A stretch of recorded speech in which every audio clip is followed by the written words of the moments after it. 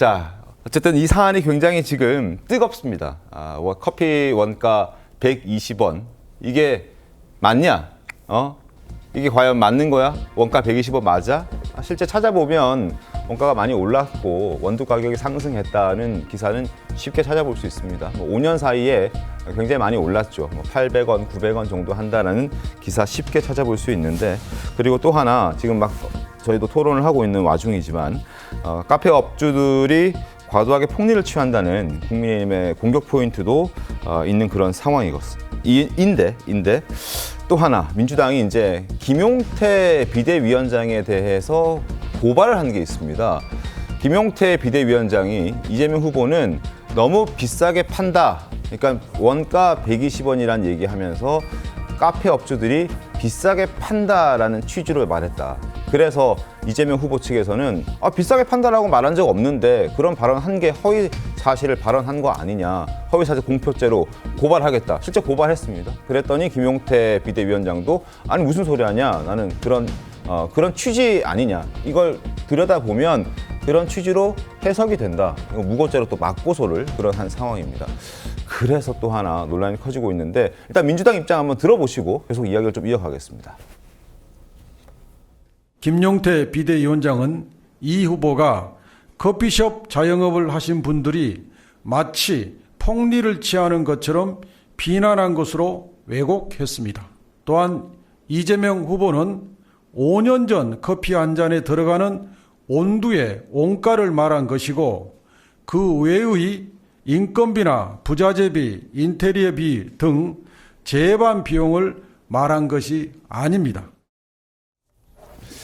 자, 임승호 대변인님, 어제 TV토론회에서 저 주제를 가지고 이준석 후보도 이야기를 했더라고요. 그러니까 지금 더불어민주당에서는 공직선거법 관련해서 개정안을 내면서 행위에 대한 부분을 삭제하기로 해놓고 지금 김용태 비대위원장이 한 발언은 또 그걸 가지고 고발하고 고소한다.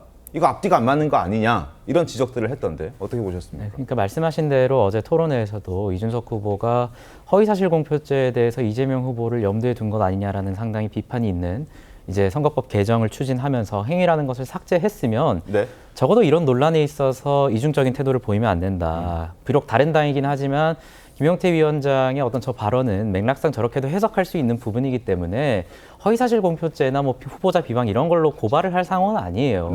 그럼에도 불구하고 무리하게 고발을 해놓고 또 어제 해명하는 것은 나는 이제 당선 목적의 허위사실 공표죄 그리고 낙선 목적 허위사실 공표죄는 다른 거기 때문에 낙선 목적 허위사실 공표죄는 처벌해야 되는 거 아니냐라는 식으로 이렇게 왜곡을 하던데 사실 큰 차이가 없는 거거든요. 그래서 본인들이 걸려있는 문제에 대해서는 이재명 후보에 대해서는 쏙 빼고, 그리고 김용태 위원장에 대해서는 공격용으로 그 똑같은 카드를 사용하고 있는 게 결국에는 이재명 후보의 계속하는 그 이중적 태도를 좀 지적할 수밖에 없고, 또 말씀하신 것처럼 이재명 후보의 민주당 선대위 대변인들이 참 고생이 많으시다, 저는 이런 생각이 듭니다. 계속해서 저런 계곡 발언이나 뭐 커피 원가 발언들 이런 거 했으면 그냥 사과하시고 논란을 빨리 잠재우면 되는 거예요. 근데 계속해서 대변인들 나와가지고 해석본 내놓고 해례본 내놔야 되거든요. 대변인들 정말 고생 많으신 건 아는데 저렇게 고발을 하고 나와가지고 뭐 계곡 발언이었다라고 하시는 것은 결국에는 또 상처 주는 겁니다. 말씀하신 것처럼 그 계곡 발언을 말씀하신 거였으면 나는 이런 업적이 있다라고 말씀을 하시면 되는 거지, 방금 저 발언은 백숙 이렇게 고와서 이제 장사하시는 분들에게도 좀 상처 주시는 발언이고, 커피 자영업자 하시는 뭐 이렇게 문재인 대통령 같은 경우도 사실 평산책방에서 뭐 토리라떼인가요? 그게 한 5,500원 정도 한다고 하는데, 그럼 이재명 후보 논리대로라면 한 40배 정도의 폭리를 취한 악덕업자입니까? 그래서 본인들이 하고 있는 발언이 어느 쪽으로 화살이 튈지 좀 한번 생각을 해보셨으면 좋겠습니다.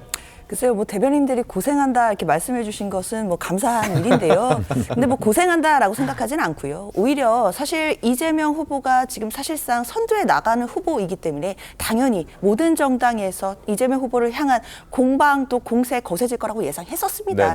그런 부분에 대해서 특히 왜곡되거나 그럼 또 국민들께 또 내용이 호도될 수 있는 부분은 당연히 바로잡아야 된다라는 생각이 들고요. 특히 아까 말씀 주신 것처럼 우리 공직선거법 250조 1항, 2항은 분명히 다르게 규정합니다. 규정되어 있습니다. 1항은 당선 목적으로 허위사실 공표하는 것이고 거기에는 뭐 출생지라든지 경력, 뭐 행위 이런 부분들이 있는데 이 행위가 너무 모호한 것 아니냐라는 지적이 있는 것이고요. 그리고 2항에는 낙성 목적, 그러니까 떨어뜨리기 위해서 허위사실 공표할 때는 사실 관련된 구체적인 열거 조항이 없습니다. 그렇기 때문에 그 두 개는 좀 구별된다는 점도 말씀 아니, 덧붙여야겠습니다. 그 부분은 전혀 지금 엉뚱한 해석이신 것 같은 게 1항에서 출생지, 학력, 경력, 행위 등 허위사실 이렇게 규정을 해놓고 그 허위사실을 2항에서 그대로 따온 거예요. 그래서 1항에서 행위에 대한 규정을 해놨는데 거기서 1항에서 제외했으면 2항도 빠져야죠. 그러니까 목적이 다르고 발언자가 다르다 뿐이지 허위사실에 대한 개념 정의는 똑같습니다. 알겠습니다.